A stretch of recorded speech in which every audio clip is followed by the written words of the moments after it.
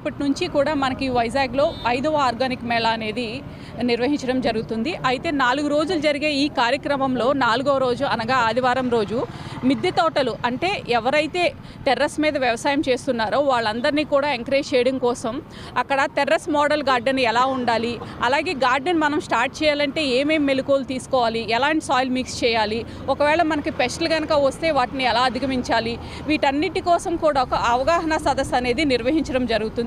ఆ రోజు మార్నింగ్ నుంచి ఈవినింగ్ వరకు కూడా ఈ అవగాహన సదస్సు అనేది నిర్వహిస్తున్నాము. సో అందరూ కూడా అంటే ఒక బాల్కనీ ఉంటే మనకు అందులో అక్కడ పెరిగే ఎలాంటి మొక్కలు మనం పెంచుకోవాలి, లేదు చిన్న టెర్రస్ ఉంటే అక్కడ ఓన్లీ ఆకుకూరలు ఎలా పెంచుకోవాలి, లేదా పెద్ద గార్డెన్ ఉంటే దాన్ని ఎలా మెయింటైన్ చేయాలి, వీటన్నిటి అంశాల గురించి కూడా చర్చించడం జరుగుతుంది.